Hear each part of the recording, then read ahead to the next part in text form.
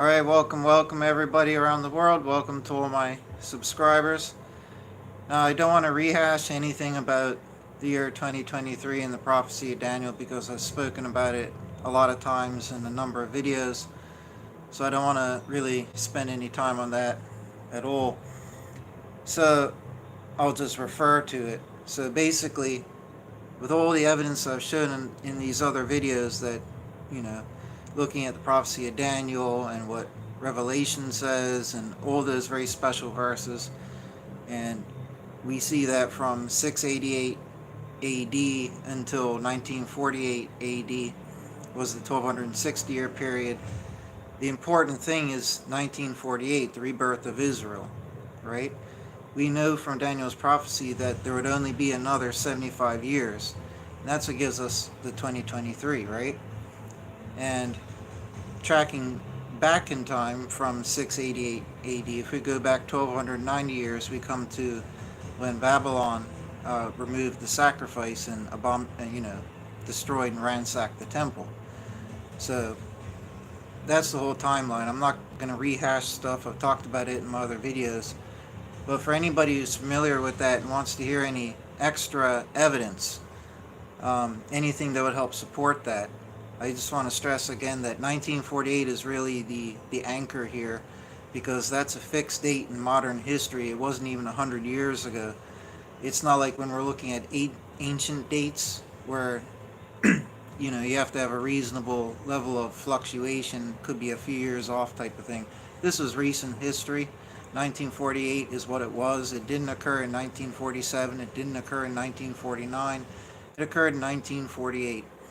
And like I've showed before, we have that strong parallel with Abraham being born 1948 years after creation, and the Bible having a specific verse saying that when he was 75 years old, this is a hint to the 75 additional years, which would therefore be the year 2023 after creation, that God spoke to him out of the heavens and called him to enter the promised land and to leave the land of idolatry. Right, so we have that awesome parallel as well, right?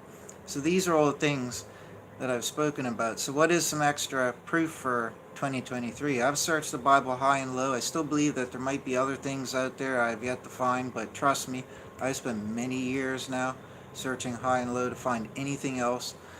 So while I've known these things that I'm going to cover here for quite a long time, I just feel it's important to make a video because anybody who's heard my talks on 2023 would find this interesting.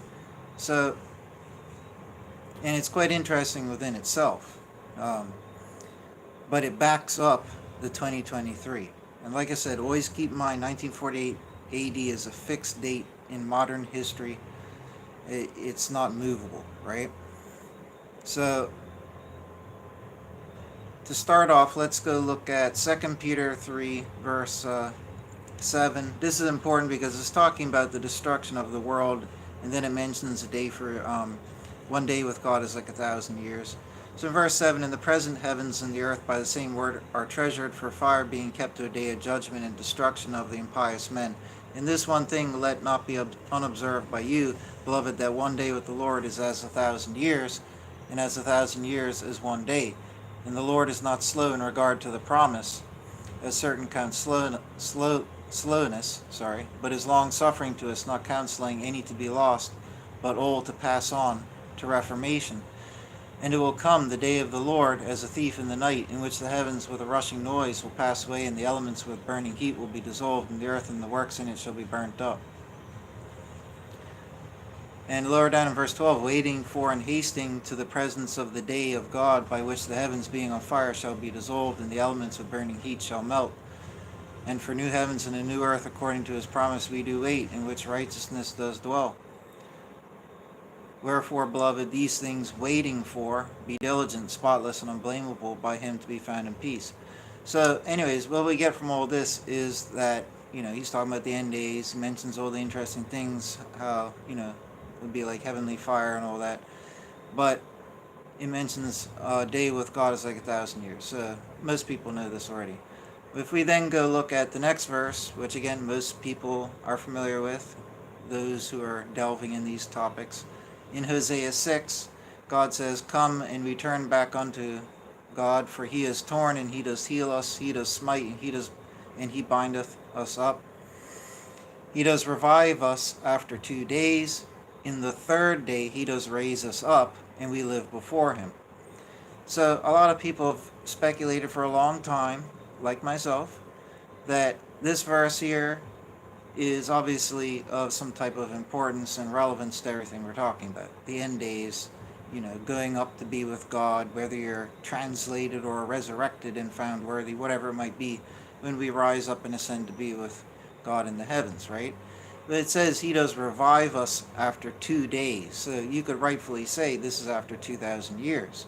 In the third day could mean at the very dawn of the third day. So it could literally be saying after 2,000 years, he does raise us up.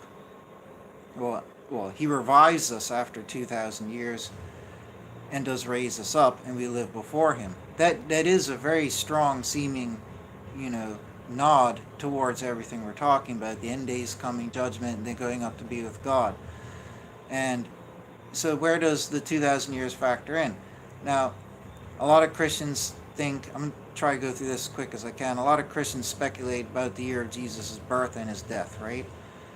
Trust me, about 15, 20 years ago, and throughout since that period, I've gone through all the evidence, looking at Roman records of who ruled when and what decree was made when, and tracking all these things mentioned in the scriptures, and then looking up what all the scholars have said, and I've done all of that, and I've always leaned towards 4 BC being his birth year, and I've always said you should always have like a fair, tolerable flux of give or take a year or so, even a couple years, maybe even 2 or 3 years. I mean, if you're talking about ancient times, 1,000, 2,000 years ago, it'd be very easy to be off by a year or so.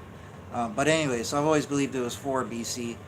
The general consensus is that it's 5 BC, and I mean, with scholars and people who know what they're talking about. If you go look up on Wikipedia the year 5 BC, it'll even reference something like that it's widely accepted. This is the most widely accepted from credible people, the date being 5 BC.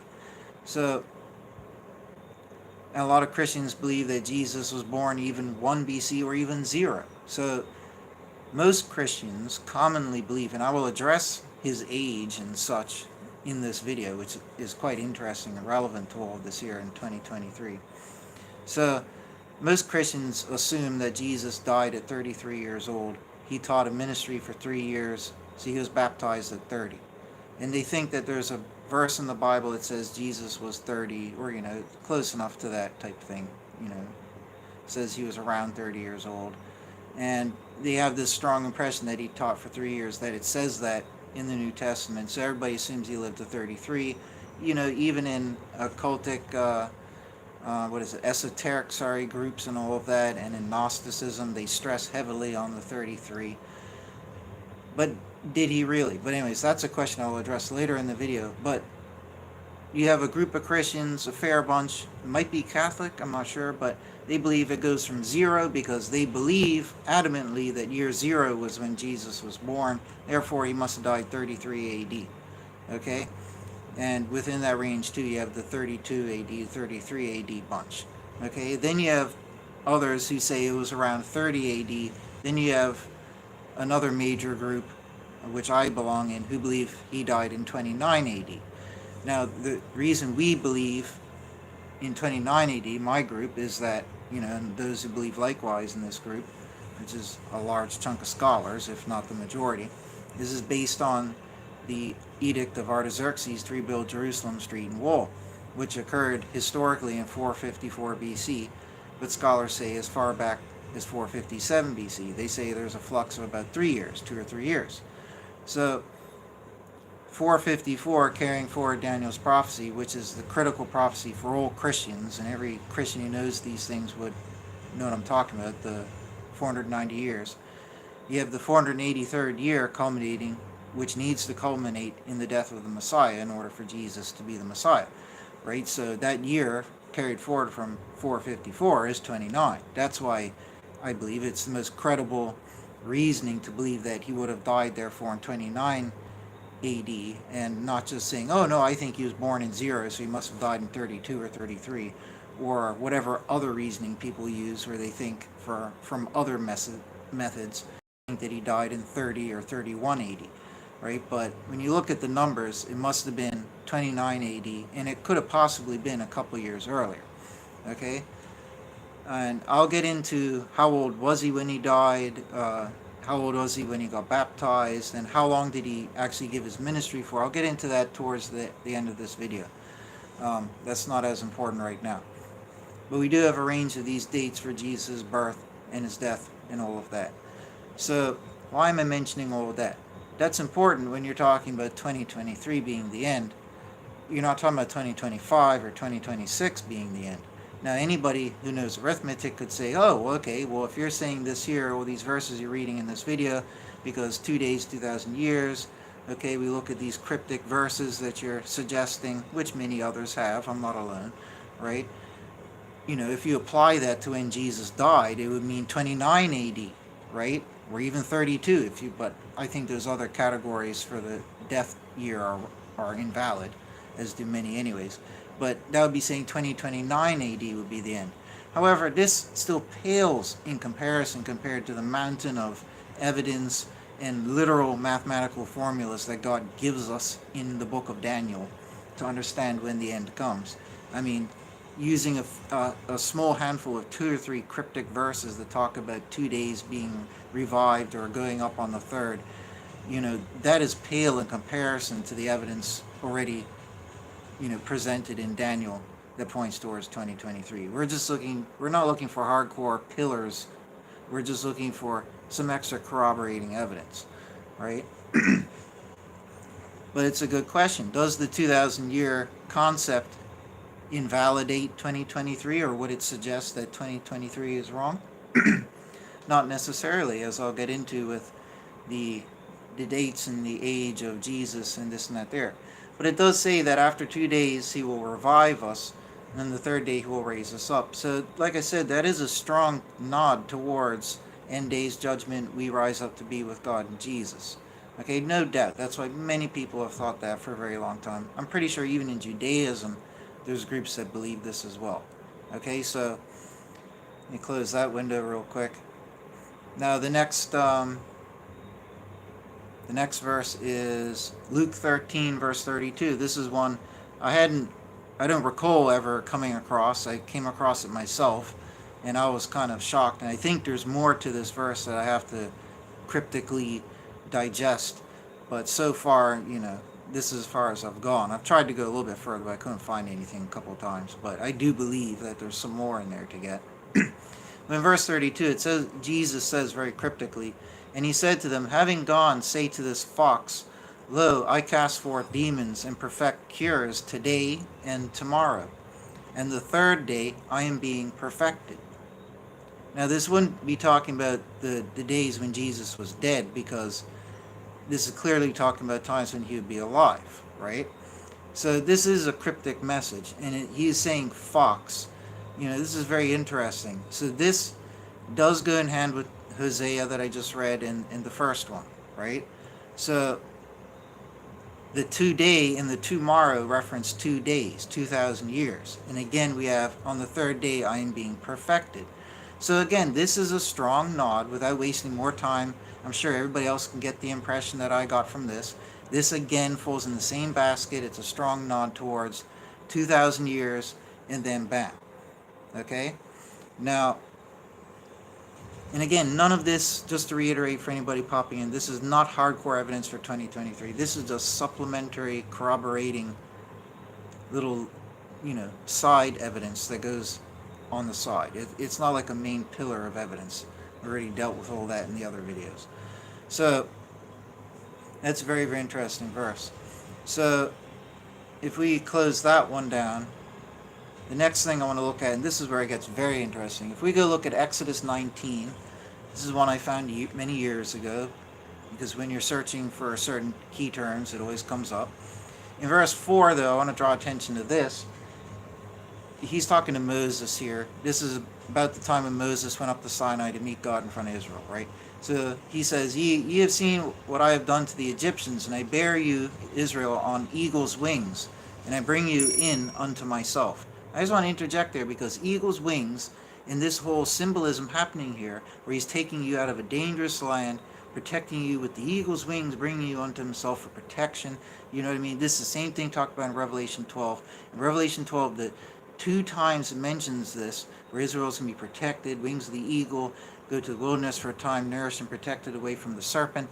Those 2 times talking about it are talking about the period of 3.5 times, right? Which occurred after Jesus died, between then and now, right? So, this is drawing the strong connection already, right? I bear you on eagle's wings and bring you in unto myself. That's the first cryptic allusion to what's going on here. He's throwing out a little hint here of end days, right? So, yeah, he's speaking this to Moses way back then, 1500 BC, 1300 BC, whatever it was. But it also had, like another level of cryptic understanding to it to be applicable in the future, right? So, bear you on eagle's wings and bring you on in unto myself. So, in the long general run of things, right, even though you guys are afflicted in Egypt, which would be, like the world of sin now, right, I will bear you out of there on great magical wings, so to speak, and you'll be flown up out of the dismalness and be brought up to me, right? That's the imagery wrapped up in the sentence of verse 4, right? So I can skip a few verses and save some time. So in verse 9, and God says to Moses, Lo, I am coming unto thee in the thickness of the cloud, so that the people hear in my speaking with thee, and also believe in thee to the age. And Moses declared, I just want to say now, I think Moses is a parallel to Jesus here. So he's a cryptic parallel to Jesus, right? Now, I won't go and explain all that, because then it's to make the video extra deep in ways I don't need it to be for the sake of this video, and it's just going to make the video longer. But just keep it in mind, and you can think about it yourself, right? So God said unto Moses, Lo, I am coming unto thee in the thickness of the cloud, so that the people hear in my speaking with thee, and also believe in thee to the age. And Moses declareth the words of the people unto God. And God said unto Moses, Go unto the people, and thou hast sanctified them today and tomorrow. And they have washed their garments, and have prepared for the 3rd day. So this means after 2 days. So if this is to be cryptically applied into the future, like I'm suggesting, right? This would mean after 2,000 years, you're getting ready, you're preparing for the 3rd day where you're going to be flown away to be with God, if you follow me, right? So verse 11, and have been prepared for the 3rd day, for on the 3rd day does God come down before the eyes of all the people on Mount Sinai. Now we do know that does happen in the end days, so it is connecting here, everything's making sense. In verse 12, and thou hast made a border for the people round about. And God says when he comes down, he's going to bring a ring of fire down from the heavens, and it's going to surround Israel. Okay? So this is still lining up with, and I think that's Old Testament prophecy, right? Of the end days. And thou hast made a border for the people round about, saying, Take heed to yourselves, going up into the mount, or coming against its extremity. Whoever is coming against the mount is certainly put to death. So all the adversaries of God will rush against the mountain, like the prophecies of the end days say, but they'll be burned by that fire. The good ones will be brought up to the top of the mountain to go be with God, right? In verse 13, a hand cometh not against them, for he is certainly stoned. And what's falling from the heavens at that time? Cosmic rocks, right? Just like Revelation, and I'm pretty sure even Joel in the Old Testament says. So hand cometh not against them, for he is certainly stoned or shot through. Whether beast or man, it liveth not. In the drawing out of the Jubilee cornet, they go up into the mount.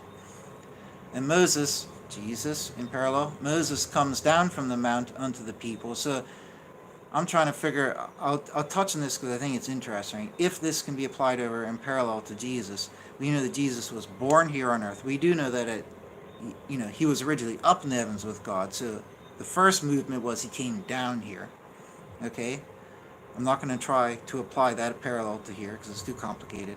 But we do know that Jesus lived a life here, died, and then ascended to God. So right now, if Moses is the parallel of Jesus, he was told by God, the cloud came over or whatever, ascend up the mountain. So maybe this is Jesus' ascension that was just referenced, right? So then Moses cometh down from the mount unto the people and sanctified the people, and they washed their garments. Whatever point it is, we could think about that another time, right? And he saith to the people, Be ye prepared for the 3rd day. Come not nigh unto a woman. Now I wonder why it would say, Come not nigh unto a woman. Well, cryptically applied, we know that Israel will be in exile at this time. So that right there is a strong nod to when it says, come not nigh unto a woman. That could be a nod towards that Israel, the lady Israel, the nation Israel, the female Israel, would be desolate, abandoned. The people would be in exile, right? So be ye prepared for the third day, come not nigh unto a woman. And it cometh to pass on the third day, while it is morning, that there are voices and lightning. So that does hint that it will be at the dawn of the third, so at the end of 2,000 years. So it cometh to pass on the third day, while it is morning. Now listen here, it says, whoops. Sorry, very stupid thing keeps popping up. And it cometh to pass on the third day, while it is morning, that there are voices and lightnings, and a heavy cloud on the mountain, and the sound of a trumpet very strong, and all the people who are in the camp do tremble. Now that clearly sounds like end days. Okay? Let's go read Revelation 8, where it's talking about the final seal being opened. The culmination of the seventh seal, and as I've talked about in my other Revelation video, the striking parallels between the trumpet, seals, and vials. Go check that video out. But all I'll mention here is that the seventh of each describe the same one event, right? So here we go. The seventh seal culminates with verse 5 from Revelation 8. And the messenger took the censer and did fill it out of the fire of the altar, did cast it to the earth, and there came voices and thunders and lightnings and an earthquake. So you got fire coming down to the earth, voices, thunders, lightning, and an earthquake, right? If we go back to Exodus 19, right? It says, come to pass on the third day, while it is morning, there are voices and lightnings, and a heavy cloud on the mount, and the sound of a trumpet. Now, if we then go over to Revelation 11, it is talking about the seventh trumpet being blown. At the culmination of the seventh trumpet, in verse 19, it says, and opened was the sanctuary of God in the heaven, and there was seen the ark of his covenant in his sanctuary, and there did come lightnings and voices and thunders, and an earthquake, and great hail, the cosmic fire and rocks. Okay? And it says many other end times prophecies, Old New Testament, there'd be fire coming down, the ring of fire coming down. I already talked about that, so we got that as well. And if we go to Revelation 16, this is the seventh vial. The seventh in verse 17, the seventh messenger did pour out his vial to the air, and there came forth a great voice from the sanctuary of the heavens, from the throne, saying, it is come. And there came voices and thunders and lightnings, and a great earthquake came, such as came not since men came upon the earth, so mighty an earthquake, so great. And then in verse 21 it continues, and great hail as of a talent weight does come down out of the heaven upon men, and men did speak evil of God because of the plague of the hail, because its plague is very great. So clearly we can see in the seventh trumpet, seal, and vial, it's all talking about voices, lightnings, thunders, great hail, which would include fire and rocks coming down. We have all of this, and God appearing on the mountain. And then in Exodus 19 it says, and cometh to pass on the third day, while it is morning, that there are voices and lightnings, and heavy cloud. It doesn't say thunder, right? But a heavy cloud. We could only imagine it was thundering. It probably says somewhere else his voice was like thunder. But anyways, going by what it says here, voices and lightnings match up. Okay? Heavy cloud on the mount, and the sound of a trumpet. Okay? That's the third thing that matches up. The seventh trumpet. This is what occurs at the seventh trumpet. Voices and lightnings, and God comes down to the earth. Okay, so I think that it's fair to say that Exodus 19 here, these verses at least, which have been preserved, right? Because others could have been poked around with over all the millennia, but that's another argument for another time. But these ones here, I think, have survived to act as cryptic warnings and allusions towards what Jesus showed us in Revelation. So anyways, like I said, if it is 2,000 years, that's the evidence for the 2 days, 2,000 years, right? So if it is 2,000 years, then like I said, wouldn't that mean it would end in 2029? Does that mean that I'm wrong? Well, we also have to factor in Jesus' 3-year ministry.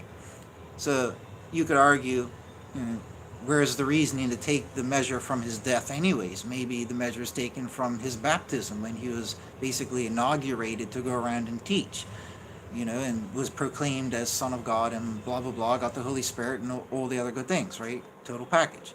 So that would take it down to 2026. Now, that might line up with one of those big crazy meteors out there, but I still don't think it's that.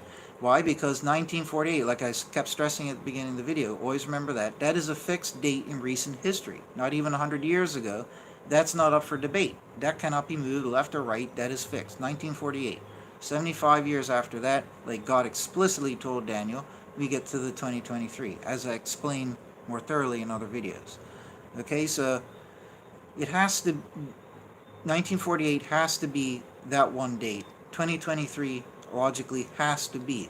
So how does that relate over to 2026? Well, follow me here. Something made me think. Like I said before, I mean, this little, paltry thing that I'm covering in this video pales in comparison to the mountain of evidence from Daniel. So this is like a leaf in the wind anyways, but it's just extra corroborating evidence if I could at least somewhat reasonably prove it, right? Or suggestively prove it, or, without a reasonable doubt type thing. So I thought, okay, well, the Bible doesn't actually say how old Jesus was when he died. It doesn't say that anywhere. It doesn't say he was 33. It doesn't say anything like that. There's a verse where somebody remarks, you're not even 50 years old. There's another verse, which I have here, which says Jesus was about 30 years old. In Luke 3, verse 23, and Jesus himself was beginning to be about 30 years of age, being, as was supposed, son of Joseph, right? And this is at the baptism, right? God just came down, verse 22, the Holy Spirit came down in bodily appearance, thou art my son, etc. Verse 23, and Jesus himself was beginning to be about 30 years. Now, it doesn't say 30 years. It doesn't say 31. It says about 30 years. So that is logically showing us that he was about 30 years. He could have been 28, 29, 30, 31. I mean, who really knows, but he was about 30 years. The important thing is, nobody could really argue how old Jesus was when he started his ministry. Nobody could really argue how old he was when he died. And the other thing I thought was, let me go look up the evidence in the verses for how long his ministry was. And tonight, when I did that, I was actually shocked that there isn't really any. And I scoured all these different websites, try to get people's, very lengthy opinions with all the verses and evidence for it. And then after looking at everything, I found that there is a very strong reason to believe that his ministry was only 2 years, not 3. Again, it doesn't say anywhere that it was 3 years. We have one verse, I think, when Jesus was talking to the fig tree, he said something about Israel in 3 years, but he was doing things before the baptism, right? But nowhere else does it say that he taught for 3 years. There's no actual evidence. All the Gospels talk about him keeping the one Passover before he was put to death, which fall more in line with a 1 or 2 year ministry. But also with the 3 year ministry, you would have to see all these other dates and things, Jesus doing these things on dates. So a lot of people have said that in the book of John, one of the books of John, there's 3 Passovers allegedly that Jesus is said to have kept, and they allege, a fair chunk of people allege that they must be different Passovers. But I've heard an argument from that it could still fall under 2 years, even including a 3rd Passover. It's a long-winded explanation, but it was very reasonable after I went through it all. But at the end of the day, saving all the waffling, it doesn't say anywhere how long his ministry was. The 3 Passovers in John just turned into a long, lengthy, waffling debate. But at the end of the day, I read the arguments, and I think it's fair to say his ministry could have been 2. There isn't enough evidence to say that it definitely wasn't 2. It very well could have been 2. Okay? So if his ministry was 2 years, this is important because, if Jesus died in 29 AD, but he began his ministry in 26, right? Then, hold on. The other thing I have to mention is this. The birth year. I have to start off with that one there. The birth year. I've always held it to be 4 BC. He died in 29 AD because I always assumed he was 33 when he died. Now faced with this, we don't really know how old he was when he did die. He was about 30 when he got baptized. For all we know, he could have been 29 years old when he was baptized, which is the little theory I'm going to present here because it fits with 2023. Okay? He could rightfully have been 29 years old when he got baptized. He was about 30. It does not say that he was 30. Okay, so if he was 29 years old when he was baptized, and if he was born in 5 BC, like I already said, a fair chunk of scholars, if not a majority, say that, the majority say that 5 BC is the widely held accepted date. So if it was 5 BC, then that would mean in 2024 he was 29. Now 2023 is the year that I've always said, and trust me, for like 6+ years on YouTube alone, I've been making videos telling people 2023, but it could happen just before, it could happen just after, right? Even up to a year of flux. I've even said that, right? Back in the day, I used to even say a couple years, right? But I think with 1948, it's so fixed, but it still doesn't take away from the fact 2023 could be the final year. It could be at the start of 2024. So we do see that reflected then. He would have been 29 in 2024. Okay, so that fits with the 2023 prophecy. So if he was 29 years old in 2024, and by all rights, this is perfectly fair to gather from the Bible. This isn't going against anything at all. It's actually going by the evidence in all fairness. He could have been 29 years old, got baptized at that age in the year 24 AD, okay? And then his ministry, 29 was ministry. That would mean 26. Oh, that's where I was getting confused. I'm sorry, I'm just having a mind blank. I was worried that I was wrong with something, and no, I am correct. Like I said, there's two positions you could take. You take the measure of 2,000 from his death, but then you need reasonings why you feel reason to do that. Or you take the 2,000 year measure from his baptism. Thank you. Right? That's what slipped my mind just there, why I was using those numbers. So the important thing is, if he was baptized at 29 years old in 2024, that would fit with all of this. So then Jesus in the other verses could rightfully cryptically say that after 2 days of him doing cures and this and that there, after 2 days, 2,000 years, would be the third day when we're brought unto God. That's how it does fit. Okay? And that's why I felt the need to make this video, because I want to find every shred of evidence that I can, no matter how big or small, for 2023, but not worthless evidence. But no matter how big or small, all good evidence. And I think this is good evidence that helps back it up. Jesus said these things for a reason. These verses say these things for a reason, like in Hosea and all of that. You know, and it's, once again, it's just one of those things like Christians have always done. I'm a Christian, but like how Christians have always done for 2,000 years, taking things that they believe doctrinally for granted without actually examining what it says. We assume he died at 33 years old. We assume his ministry was 3 years. When you look at the evidence, you look for verses for it, it's not really there. He was about 30 when he got baptized. No mention how old he was when he died. No defined no verses that actually critically define how long his ministry was. Okay, so very, very interesting. It could very well be 2023 could still be the end. This does not disprove it. This still proves it. It's actually very, very promising. It's very, very promising. So, anyways, folks, God bless you all. Everybody take care.